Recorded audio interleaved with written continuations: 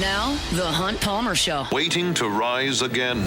You're listening to The Hunt Palmer Show. Brought to you by Corks, Cajun fried fish and shrimp on 104.5 ESPN Baton Rouge. This is the moment you've all been waiting for. Locking down the middle of the day. Live from the Raising Cane studio. This is Hunt Palmer.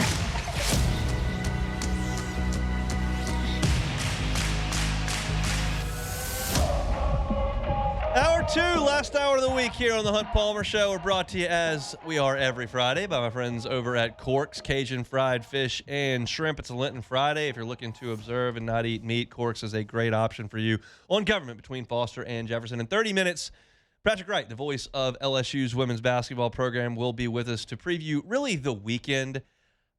I'm not sure how deep we're going to dive into LSU in Jacksonville today. LSU is a 51.5-point favorite in that game. And I can't name anyone who's ever attended the University of Jacksonville or Jacksonville University or whatever it is, much less anyone on their women's basketball team currently, and I don't really care. I've watched Kim Mulkey's teams every November and December beat these kind of teams by 70, and I'm assuming that's going to happen again today at 5 o'clock. So we'll briefly touch on that, some things that Patrick wants to see, and then we will turn our attention to what will be Sunday's game versus either the 7 seed or the 10 seed. Could be the Texas Tech Red Raiders. We'll talk to Patrick in 30 minutes, so looking forward to that. Right now, I want to talk about tonight at the Box. LSU and Oklahoma, game 2 of a 3-game set, 6:30 first pitch from the Box, and it's going to be LJ Mercurius against Cooper Moore. I did not know until I started looking at Oklahoma's box scores yesterday in preparation for last night's game that LJ Mercurius' brother was on the team, and we saw him last night. This is the second year in a row that Oklahoma has had average height right-handed brothers, one of whom's really good and the other one who's not quite as good in their pitching staff. Last year, it was the Witherspoon brothers with Kyson up front, and then this year it's the Mercurius brothers with LJ up front. But LJ Mercurius, I'm very interested to see how LSU handles him tonight for a couple of different reasons. Let me get you the backstory on him. He is a transfer from UNLV. He was in their starting rotation last year at UNLV. He comes over to Oklahoma, and he slotted in on Saturdays/game 2s this year. Got off to one heck of a start. He got to start in Arlington against Oklahoma State, which generally has a pretty good program. He went 5 1/3 innings. That means he got 16 outs. He had 12 strikeouts in that game and only allowed 1 earned run. So off to a remarkable start against Oklahoma State. He dominated Coppin State, as you would imagine, 5 one-hit shutout innings with 7 strikeouts. Good against Gonzaga, 7 innings of shutout baseball with 9 strikeouts and 1 walk. Pitched against Santa Clara last week, 6 innings, 2 weeks ago, 6 innings, no runs, just 4 hits, 6 strikeouts, no walks. So dominant stuff in the pre-conference. Let's see, math is not my strong suit, but that's 19, 28, 34 strikeouts against 6 walks in the non-conference for Mercurius, who looked great. I was watching the tape of him. I didn't have a gun on him, but the fastball had some good rise to it. He throws a very good changeup that's deceptive, and he will spin a breaking ball as well. But the best 2 pitches, based on what I was looking at, and certainly in the Oklahoma State game, were the fastball that's got a high spin rate. You can tell by the way it holds its carry, and then he snaps that changeup off and fades it away from the left-handed bats. It's very, very good stuff. Then I turned on the A&M tape. And he went 5 innings against A&M, and he did strike out 7. But they hit him a little bit. They got 6 hits in the 5 innings, and 3 of them left the yard. And what struck me about the 3 home runs is that all 3 were on different pitches. I saw Gavin Grahovic get on top of a fastball and hammer it out of the yard. He hung a changeup, and he hung a slider, and all of them got hit out of the yard. So when the competition level spiked to SEC play, his performance wasn't as good. Now, A&M's offense is excellent. Caden Sorrell, Gavin Grahovic, Chris Akopian, they can really hit. Like Terrence Keel, they're really good on offense. So LSU has not been nearly as good as A&M offensively. And so that's not apples to apples, but you get the picture. And it's going to be a warm night at the Box. LSU kind of feels a little bit better about itself. I'm curious to see how they handle Mercurius. He's better than Cam Johnson. He's going to throw strikes. He's got much better command, and his pitch mix is good. I don't know if it's as good as the first 4 weeks we saw. So the question is, how does Jay Johnson stack this?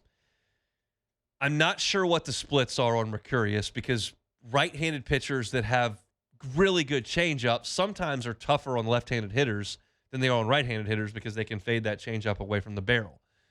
I think Jay Johnson likes the lineup he used last night with Pearson at third and Carraway at second because of the pressure that Oklahoma can put on your defense. Now, your starter goes out there and strikes out 15 like Case and Evans did. You don't have a lot of pressure on the defense. But it's reasonable to suggest tonight with Cooper Moore on the mound, there will be pressure on LSU's infield defense. And LSU's infield defense is probably better with Trent Carraway out there. What do you think about that matchup? Do you want to put a left-handed bat in there in Seth Dardar, who hasn't swung it very well and isn't a great defensive player, but you know that he can swing it well. He did it last year at Kansas State. He did it in the first 2 weeks of the season.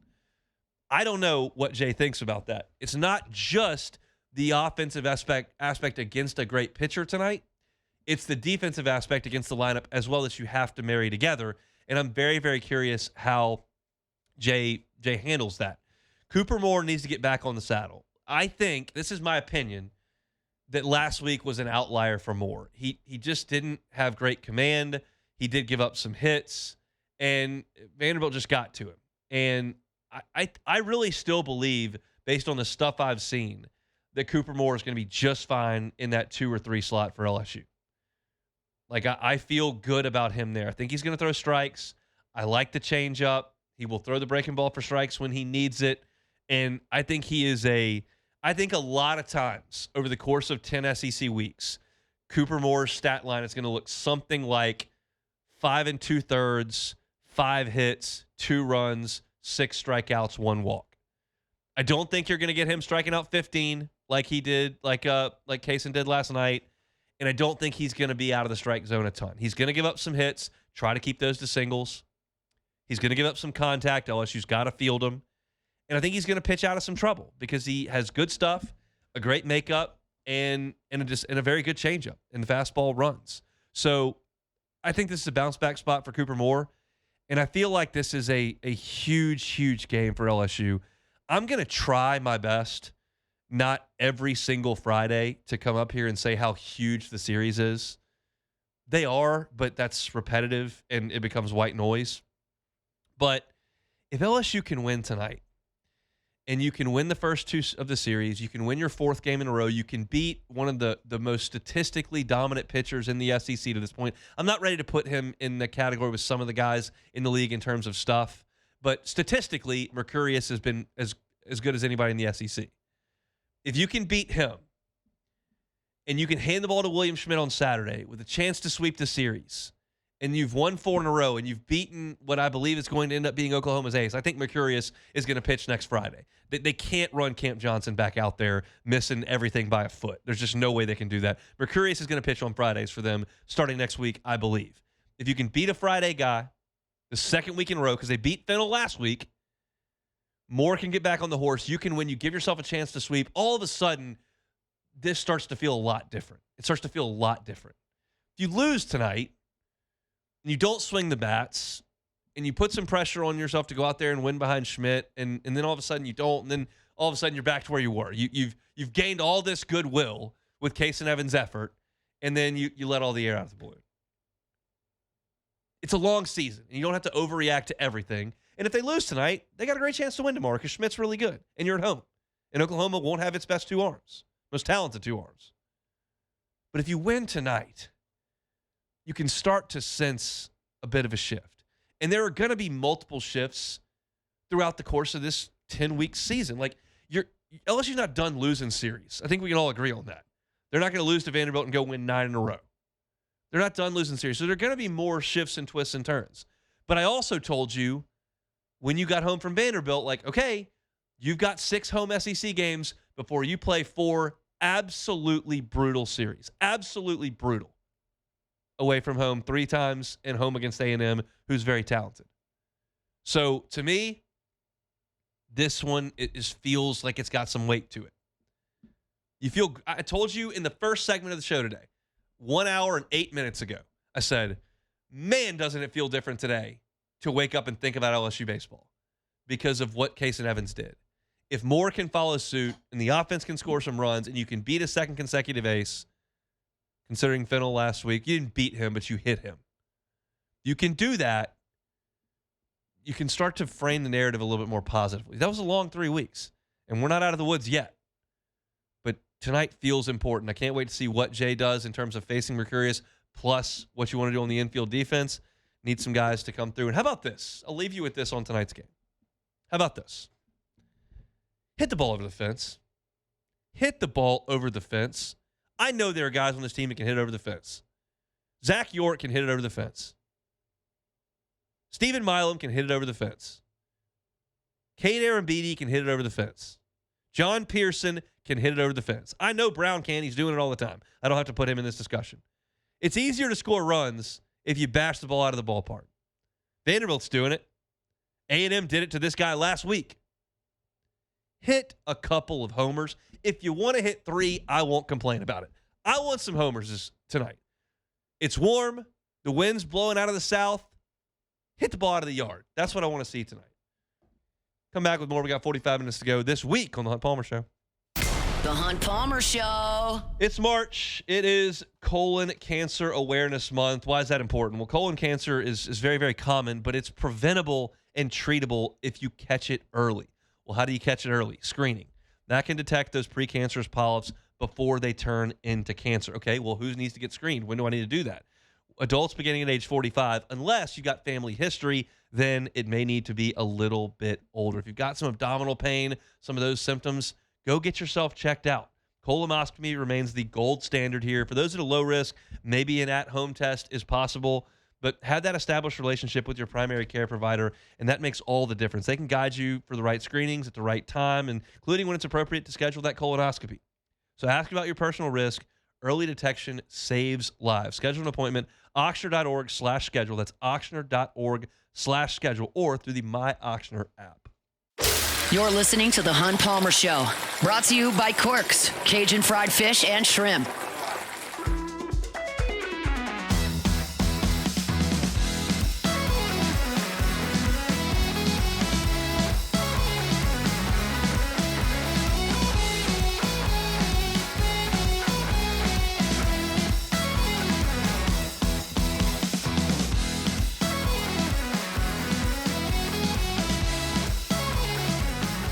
Looking for something to do this weekend? How about take a tour of Marucci?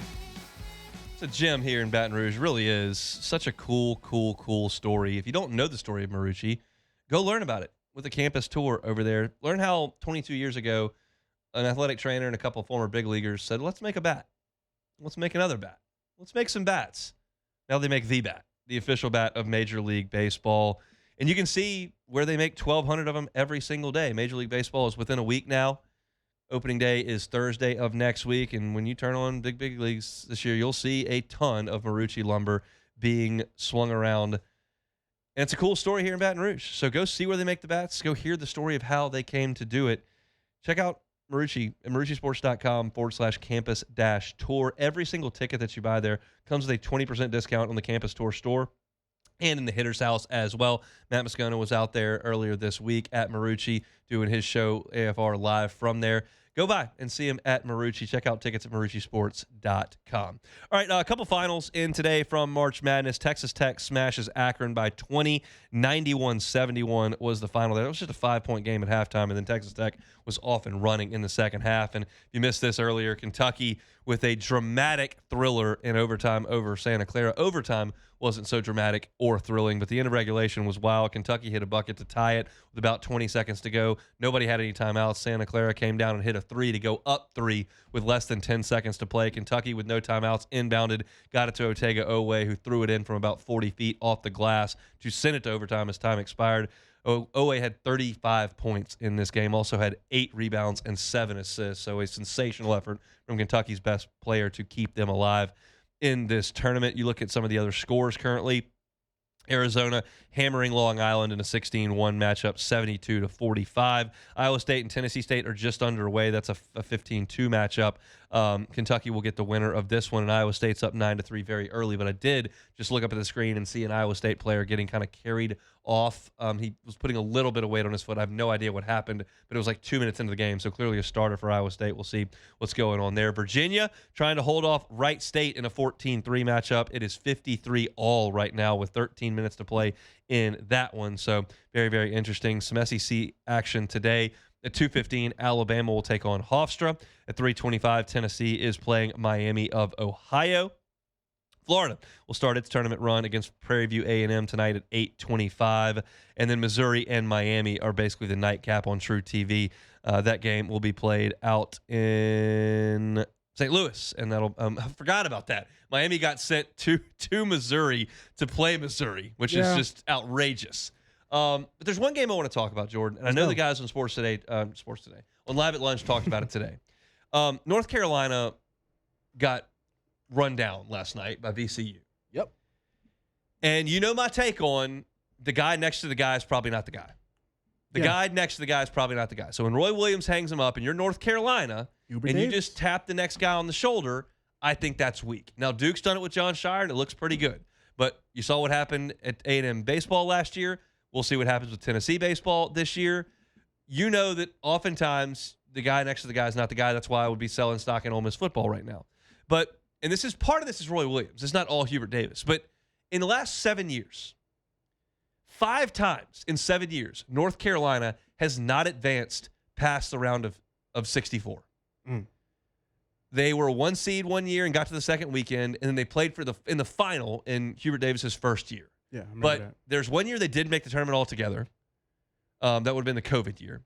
There's 1 year they made the play-in and won a play-in game but got beat in the round of 64. And then they've gotten beat twice in the round of 64 under Hubert Davis. Yep. 5 out of 7 years, North Carolina has not played in the round of 32.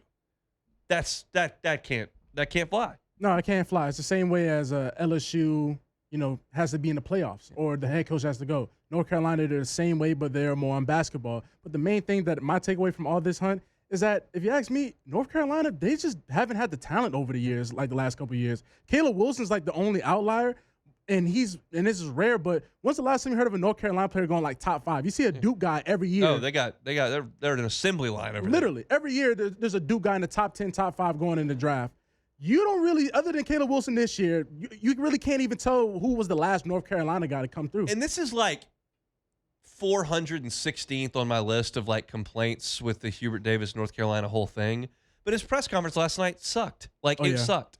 They would ask him questions like, I don't know. So, yeah. Like, why'd you squeeze the rotation down to 6? My call. It's like, again, if you win by 50, you can answer in one question, and answering a long sentence is not going to help anybody in North Carolina. But like, if you're going to lose like that, and you're going to have an 18-point lead, and they got run down in the second half, literally blew it. I'm going to need you to act like an adult and a professional here and answer some questions. Like it was not a demeaning question. Why did you decide to shrink the rotation? No, it wasn't. I need to hear an answer for that because you might have gotten tired. Look at Sienna. Yeah. Sienna tried to play 5 guys. Well, it got crushed in the last 4 minutes. Yeah. It's hard to play 40 straight minutes. It's hard to play 20 straight minutes. And Hubert Davis shrunk it down to 6. Like, it's just I'm not going to talk about the Syracuse job opening here. I'm not going to talk about whether or not Washington needs to fire their basketball coach. But like North Carolina is a big story, and they're just not very good. They're not right good, now. man. They're just not very good. They're not good. I just feel like when you get run down like that is a reflection on the coach. This is a quit. It's a quit aspect that they had. I get it. Not having Caleb Wilson it's a big deal. Yeah, it's a big deal. I'm not going to sit there and act like not having a top 5 pick on the team. But to Haney's point, which I would have said if he didn't say it, like you're supposed to have 3 of those. You're North Carolina. Yes. You need to have 3 guys. So one guy goes down. I need the next guy that's going to go 13th in the draft to come get me 30 points because it's North Carolina. No, that is a great point. That's what I was getting about the lack of talent. Outside of Caleb Wilson, who was the last guy? Maybe Otto Porter years ago? No, he went to Georgetown. Otto Porter. Oh, Harrison Barnes, 2012. That was a long time ago. Harrison Barnes. Like, come on, man. It's just not good enough. Speaking of good enough and good enough players, what do you think about Arkansas right now? I love him. A-Cuff. I don't think I can say that on the LSU radio waves, but nah, man.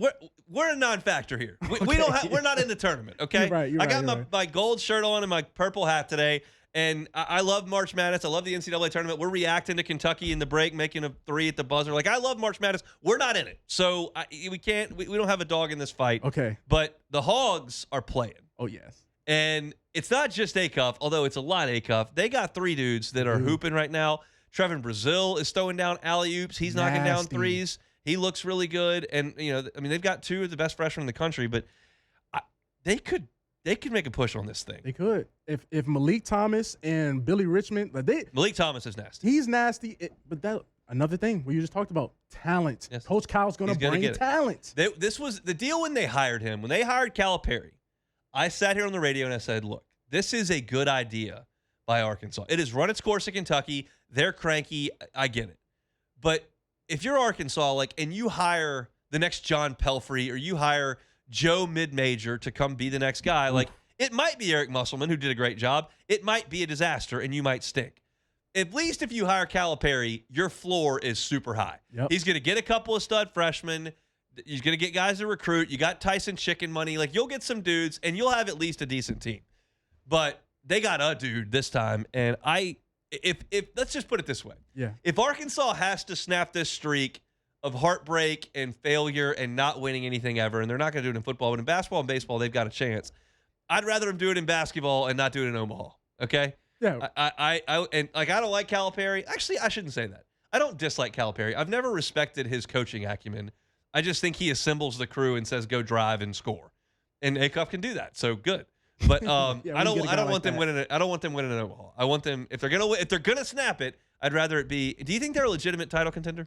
Well, I'm the guy that has them winning on his bracket, so I think so. But again, it's just all about if you can get Acuff, and that's going to be hard when you play the better teams. They're going to have guys that can defend him. The better teams are going to be a lot deeper. If you can find a way to get him going, but not just get him going, but get him to where he's creating for everybody else, they're hard to beat. So their route is now High Point. Oh, that's easy money. Arizona. Yikes. And Purdue. Arizona's going to be a problem. That's a buzzsaw. We're talking about a buzzsaw. Florida. I mean, that's how many scouts are packing that joint to watch Arkansas play Arizona. Packed every team to the gills. Well, the Pelicans won't have one there because all those guys will be gone by the time they pick. Well, we ain't picking nothing. You're not getting the A Cup. You're not getting Pete. We're not looking at nobody. I can't even last year. I was able to be I'll tell you this. The 3 guys I did a video on last year at this point, I was like, hey, we need to look at Jeremiah Fears, look at Derek Queen, and look at Con Knippel. And the fact that we end up getting 2 of them, I just didn't think in the end we would be sitting here a year later okay, well, we kind of need one of these picks right now. We don't have that pick. If I have one outcome I'm looking for in this NCAA tournament, I just want to make sure Alabama loses. They have Hofstra? They got Hofstra right now. Okay. Texas Tech has already won, so they're next. Then Michigan, then Kentucky, Iowa State down there, and Tennessee. Okay. So I don't care what round they lose in. They can lose in the first round. They can lose in the Elite Eight. Whatever. Go. Just not a title. Because Oates is my number 1 most hated in the entire conference right now. Nate Oates. Number 1. Why is Nate Oates your number 1? Because the root of it is that in the SC tournament, he screamed GTFO at Will Wade. Oh, wow. And once that happens to my coach, it's over. And when you're wearing the Crimson A, and you're kind of prickly and not real cuddly, and you got legal issues all over the place all the time, I'm out. So Oates is number 1. I don't like Mingione at Kentucky baseball. On the football side of things, there's not anybody that I really dislike. Pistol Pete up there. Pistol Pete, come on now. Golding? I don't give a rip about Pete Golding. That guy, who cares? The guy's in the shadows for 10 years. Saban's gone.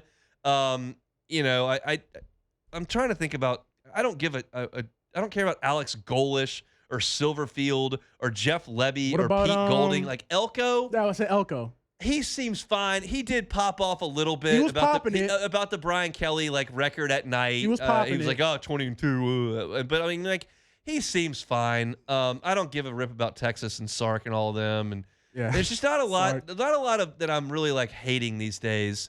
So it's Oates. Oates is number 1, and I need him out. If it's Hofstra today, whatever. But you can't scream Nick Mingione at Kentucky yelled at Tyler Hanover 14 years ago, and I haven't given up on it. Good luck, Nate Oates, getting me settling that vendetta. And by the way, if you're North Carolina or Kentucky, who needed to throw in a prayer today to beat Santa Clara, the fact that they have not hired Nate Oates is absurd. Just go get the coach who plays in a rusted old barn in Tuscaloosa and take him out of there to a blue blood so I don't have to deal with it at Alabama. Because the second he leaves Tuscaloosa, the same thing's going to happen there that happened at Florida when Billy Donovan left, that has happened at Auburn 5 minutes after Bruce Pearl left. Yeah, that was nasty. When those legends leave at these football schools, poof, cloud of dust. LSU was pretty good at basketball under Will Wade. How are we looking? So, get Oates out of there so I don't have to think about Alabama basketball again. And go hire him to Kentucky or North Carolina where he's basically out of my life. That's what I'm thinking.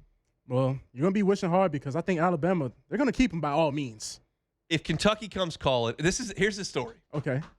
So when LSU was looking to hire Jay Johnson, one of my buddies from Tennessee, texted me and said, "Don't take our baseball coach." Lord, and I scared. just texted back. I said, "We determine who your baseball coach is. We're LSU. If we say he's ours," and that's what I feel about Kentucky and North Carolina. If they decide that Nate Oates is going to one of those schools, coach? Tobacco Road or Whiskey Alley, they're coming up with the cash. It's over. He's leaving. So that's what I need. That's crazy because that's literally what LSU did to Ole Miss. It's an evil world, man. This little pecking order of certain schools, that's just evil, man. Please don't take our Coach Hunt. He's like, hey, man, we decide. Yeah, that's nasty. That's nasty. You know what? You know how nasty that was? Ole Miss fans knew this was coming when in November. Yeah. It was November. Remember they were doing the chant after. I can't tell you what game it was. It might have been a Florida game. Florida game. Yeah, we won Lane. Mm-hmm. That's nasty. That's nasty. That's nasty, man. All right, LSU's women's basketball team is 2 hours and 30 minutes from tip-off. Patrick Wright will be on the call from the PMAC tonight. We'll talk to him about the weekend to come next. The Hunt Palmer Show. First American Bank and Trust. First American Bank and Trust. Just bank with those guys. They're local, and they're awesome. And they got 25 locations across Southeast Louisiana. So if your business is looking for a commercial loan, they got you covered at First American Bank and Trust. If you're looking for a home, a forever home, and need a loan for that, First American Bank and Trust is happy to help you with that. It's a community bank. They've been right here in Southeast Louisiana for 116 years. 116 years. They're a family-owned and operated business that talk about management saving 25 years with the bank. That's an average, branch by branch. People trust them. People recognize them. People find comfort in them. It's First American Bank and Trust. You can find them online, FABT.com, FABT.com. It's a community bank. It's not a mom and pop shop. They're not small. 25 locations means they've got the resources to help you. So if you're looking for a commercial loan, if you're looking for a personal loan, First American Bank and Trust. You're listening to The Hunt Palmer Show. Brought to you by Corks, Cajun fried fish and shrimp.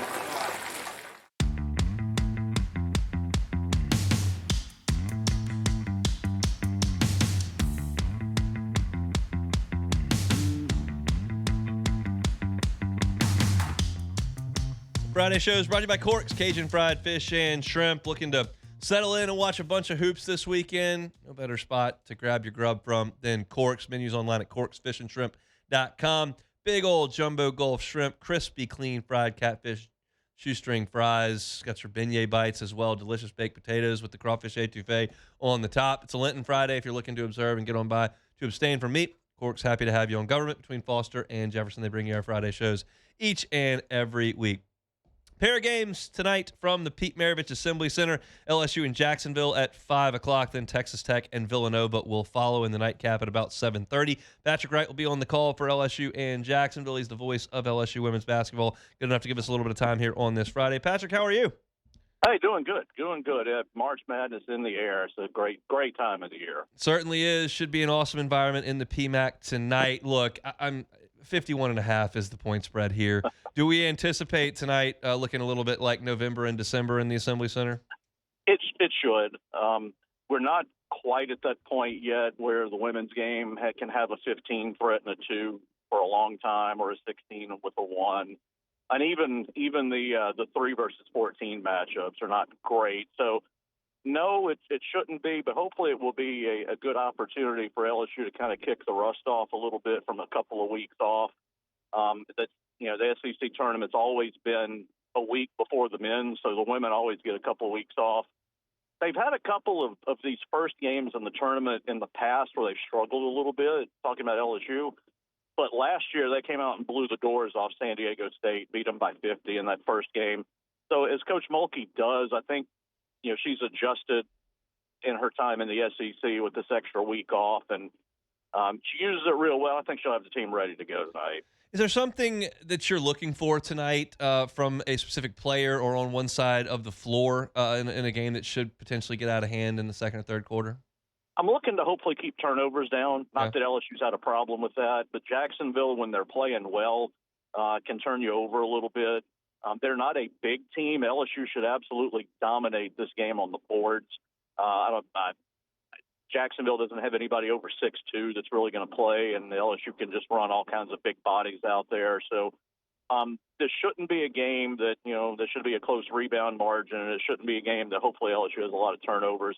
I'm looking for Mylasia Fulwiley to continue her momentum. She averaged 22 points a game, her last 5 coming down the stretch, where she finally kind of has found her spot in the rotation and what her role is, and she has just really, really come alive. And I'm looking for a big, March Madness for her and Flaugier. It's her last go around. Not many players stay 4 years anymore. Coach got emotional talking about it the other day. Flaugier had some kind of uneven games toward the end, so I'm hoping she can start a big run with some good play tonight. I know last year Flaugier was dealing with an injury entering the NCAA tournament. How's LSU from a health perspective with the 2 weeks off? Are they good to go? LSU is in the best shape they have absolutely been in going into any of these tournaments. Even, like Coach's first year, we were dealing with Alexis Morris being hurt, and then you had Flaugier and Michaela last year, a couple of years ago, and Poa had a concussion at the SEC tournament. Yeah. Like, we're dealing with none of that. So with the couple weeks off, Flaugier was battling a little bit of an ankle issue toward the end, but with the 2 weeks off, I saw a little bit of practice yesterday. She looked fine. So I think we're as good as we've been at any point in any of these postseasons. Talking with Patrick Wright, the voice of LSU women's basketball. They'll be in action tonight, 5 o'clock against Jacksonville. How do you feel watching this team and observing the rest of the country as LSU comes in as a 2 seed here for the first time under Kim Mulkey? How do you feel this looks for LSU? Well, it looks pretty good in that LSU will not face a lot of mismatches that they can't handle because they're so deep and flexible. I mean, she's got a rotation of 9, and if we need to go a little big, she can do that with Kate Koval and Amaya Joyner. If she feels like she needs a little more quickness in the post, you got Zakiya Johnson and Grace Knox. And then during the game, she can adjust to that. And so we're not as in jeopardy of having a bad matchup issue with whoever may pop up on the schedule in March as it happens sometimes. I feel like we're equipped to handle just about anything. Now we're going to run into some pretty good teams, potentially a Duke team that we've already beaten, and then a UCLA team who is just absolutely crazy and loaded. But LSU, I think, can match up with anything that they see, anything that any other team can throw at them at this point. Yeah, Duke is already through. They have won, and in that game in Cameron that's going on right now, Baylor is down 4 to Nebraska, and they're just about to start the fourth quarter there from Durham. So let's talk about the game tonight. I don't know how much you know about Texas Tech and Villanova at this point. Certainly, LSU expects to see one of them on Sunday evening. What can you tell us about the 7 seed and the 10 seed that you do know? It's going to be a great matchup. Texas Tech started 19-0 this season. Okay, not bad for a 7 seed. Now, they fell off a little bit. They went 6-7 down the stretch. They lost to a lower seeded Kansas State team in their tournament. But they have a road win at West Virginia, who is a host, so a top 4 seed. And they're from a power conference, and they've played a good schedule. So they could certainly be a threat. Villanova is the one that's kind of interesting. And Texas Tech, by the way, a team, they force about 20 turnovers a game. So if you play them, you absolutely have got to take care of the basketball. Villanova and Texas Tech actually have the same record. They're both 25-7. But Villanova, 3 of their losses were to UConn. Okay. Now, in 2 of those games, UConn body slammed them, like what UConn does to everybody. But in the third game, in the middle of the season, But Villanova was the only team that led UConn at halftime this year. They ended up losing the game by 13, but they gave them one of the best games they've had. So Villanova has good basketball in them. If they can, battle UConn the way that they did, they're a little bit more of a slower team. They don't want to run up and down with you. They kind of want to make it a slower game. But I think it's two pretty solid 7 and 10 seeds to get, and I think it'll be a great game when they play each other tonight.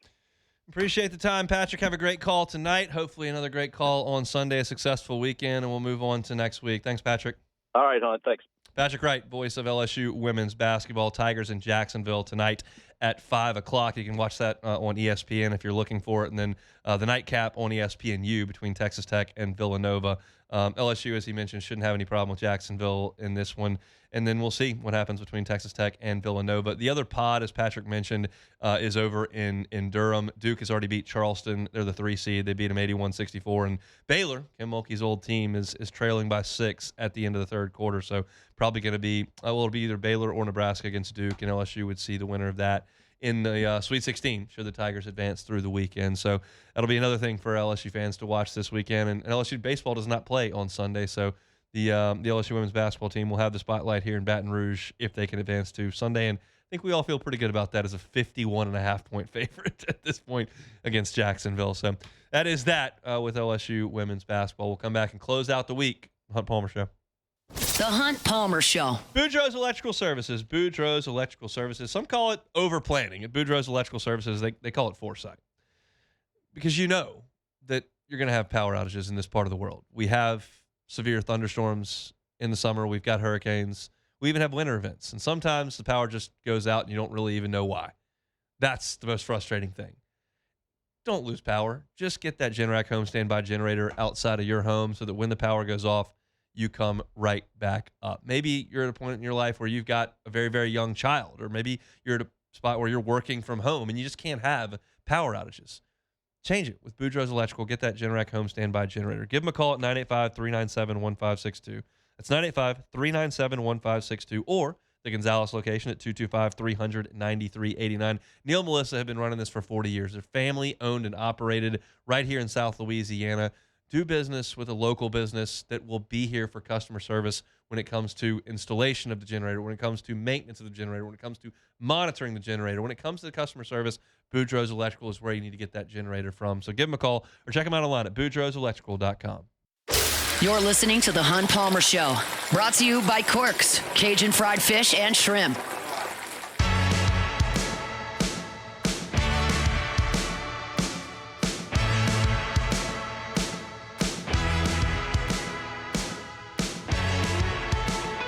Might be a few people in Tuscaloosa a little bit on edge right now. Hofstra 28, Alabama 18. If there are some Alabama fans that are on edge, want to give Aiden Holloway a call, he might be able to help you out with something there. Hey, man, Chris Mahler's here. You might need to give him a call. Call Aiden Holloway. If you need to take the edge off, I think he's got a supply. He's got good prices, too. He's got great prices. Hofstra 28, Alabama 18. Also on the ropes, Virginia. They lead Wright State 71-70 with 3 minutes and 40 seconds to go in that game. No such issue for Iowa State. They're up 25 points, 40-15 on Tennessee State. It feels like this is a problem every year. Virginia is bleeping the bed when it matters. They're scoring points. They got 71. Usually in the Bennett days, it was like, oh, well, we were losing like 58-52. Yeah, but aren't they the first team to lose to a 16 seed? They were. That's that nasty taste in my mouth that is just still, every time I see Virginia, is like, leave them alone. Never again. But guess what? The next week, they won the national championship. They did win the national championship. That was the next year. You know what? That just goes to show you, man. Well, I can't say that was a turnaround because they were the 1 seed the year before that. My take on the Bennett era in Virginia, I think it was great. Like, everyone hated it because they played a lot of defense and it was slow, and you're trying to win the game. Like, if LSU goes out there and has great pitchers or a great football defense, I'm not going to complain about it. Like, I mean, I like it when Joe Burrow scores 1 billion points, but if you need to win like the 03 LSU football team is and just stuff every quarterback in a locker, that's part of it. I thought Virginia in the Bennett era was awesome. I think it's great. They can hold everybody to 58. That's pretty cool to me. And they were putting out a lot of NBA players back then. They were. They got a 3-point lead with 3 minutes to go in that game, so that's Always. a look at the scoreboard of March Madness. LSU baseball tonight, 6:30 from the box. As I mentioned earlier in the show, this one just feels like it's got a little weight to it because you've won 3 in a row.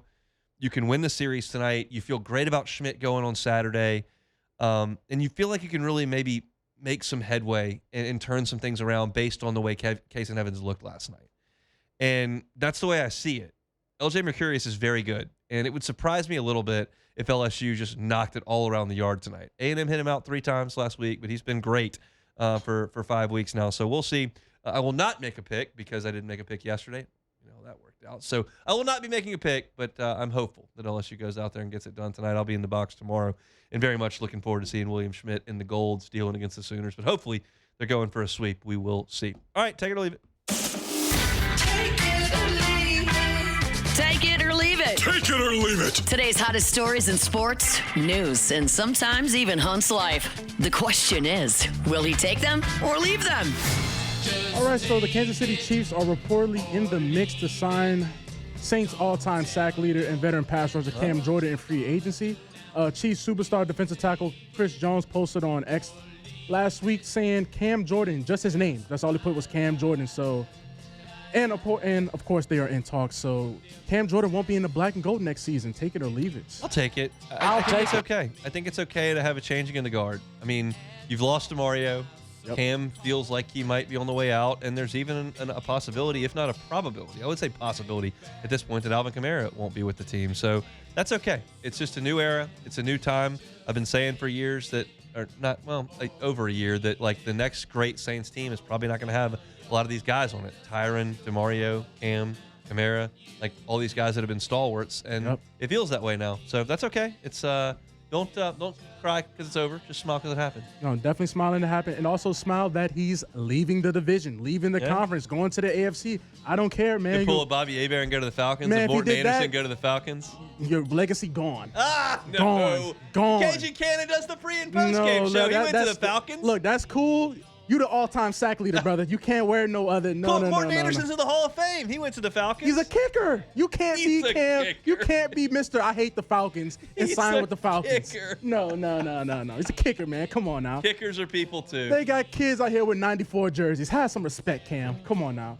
All right, so the Pittsburgh public school system will operate remotely from April 22nd to April 24th because they're hosting the 2026 NFL Draft. With road closures, high security, blah, blah, blah, they feel that it'd be better for schools to be remote while all this going on in the city. So, as a father, would you want to have your kids at home while school's going on? Take it or leave it? Take it. Here's why. I'll take it. Okay. I've been in Pittsburgh, LSU, West Virginia, 2011. All right. We stayed in Pittsburgh. How was it? It was great. I Really? loved Pittsburgh. Clean, gorgeous. Went to a Pirates game, casino. It was awesome. Really? Okay. So, on Sunday morning, Okay. it was a night game in Morgantown. We didn't get back to the hotel till like 2 a.m. We had to get up for an early flight. We have a rental car. I'm by myself. I go down, get my car out of the garage. I'm driving to the airport. I have MapQuest printed out. It's pre-iPhone. Oh, Lord. I have MapQuest Got the map printed out. So I pull out into downtown Pittsburgh, and there's a marathon. Oh, no. So You're all stuck. the roads are just Blocked. closed. And I am pulling up to cops being like, I have a flight. How do I get to the airport? It was a madhouse downtown. So if they're closing off a bunch of streets and stuff for the draft, I've been in downtown Pittsburgh with closed streets. It was not good. So keep the kids at home. Keep the kids at home. Okay, so the Nationals. I made it, by the way. Brent Musburger was at the airport. I saw him. It sounded like a good trip, honestly. It was a great trip. Must have sounded like a good I bar won at story. the casino, too. I thought I won like $80. Thought I was just Rich. the richest. The richest. Best $80 ever. So the Nationals have announced that outfielder Dylan Cruz has been optioned to the AAA. Cruz is now 24 years old, is one of the top prospects in the league. The Nationals took him second overall in the 2023 draft. So should National fans be worried? Take it or leave it? I'll take it. I mean, that's stunning to me. Absolutely stunning that they would send him to AAA, and it's a little bit damning, quite frankly. I've never seen a better player at LSU. I've said that a million times. I think he's the best player in the history of the program. Oh, wow. And I thought he was a slam dunk, very, very good MLB player. And so, and there's nothing saying he won't be. But for him to have played last year all year and then be sent down to start this year is really, really not good. So if there's something he's got to work on for a couple of weeks, great. If he's dealing with a minor injury I don't know about, they don't want to use a roster spot on him for a couple of weeks, okay. But if he's just not hitting and they don't think he's good enough to make a team that's not going to make the playoffs this year, like they're not going anywhere. The Nationals are in a brutal division. The Braves are awesome. The Phillies are awesome. The Mets are awesome. The Marlins are usually better than they're supposed to be. The Nationals are the worst team in that division. So they're not going anywhere. So if they're not going to let their young guy play, that's a tough look. Yeah, that is kind of once you broke it down like that and knowing that they're not going anywhere fast. They're the worst team in the division. And they still can't give them the experience or the reps. Yeah, that is kind of sad. So that's it for take it or leave it. All right, that's it for take it or leave it. Iowa State in the one game we've got on TV here is 44-19 over Tennessee State. So if you got the Cyclones, you're feeling pretty good about that. We're done. Our Friday show is brought to you by Corks. If you missed any of the show, catch it on demand wherever you find your sound. Hunt on LSU for LSU football. We had Sam Spiegelman talking recruiting, so you can find that. Also, Hunt on Saints wherever you find your Saints content. Matt's going to drive you home next on After Further Review. We're out of here. Back Monday talking March Madness and LSU baseball. The Hunt Palmer Show. Before we leave, Fabry Chevrolet GMC. Fabry Chevrolet GMC. They are on Highway 61 in St. Francisville. It's a gorgeous day to make a little drive up to St. Francisville and check out this incredible inventory. And tomorrow, you can do the same thing. Should be another awesome weather day in South Louisiana. So no matter where you are, Baton Rouge, north of town in Zachary or Baker or Scotlandville or in the Felicianas, maybe you're over in Point Capee, you want to make that short drive up to St. Francisville like my wife and I did a couple of weeks ago, you're going to see an incredible inventory of trucks, and the deals are fantastic. Up to $11,000 off MSRP on Silverados, up to $13,000 on GMC Sierras, also 0.0 APR financing on those Sierras. If you're looking for a truck, this is your spot. If you're looking for an SUV, Tahoes, Suburbans, Yukons, Denali's, Fabry Chevrolet GMC is your spot. The Fabry family's been at this for 35 years. You know what you're going to get. Wonderful customer service, an incredible buying experience. And you can start it online at FabryChevrolet.com. It's Fabry Chevrolet GMC. You can find them online at FabryChevrolet.com.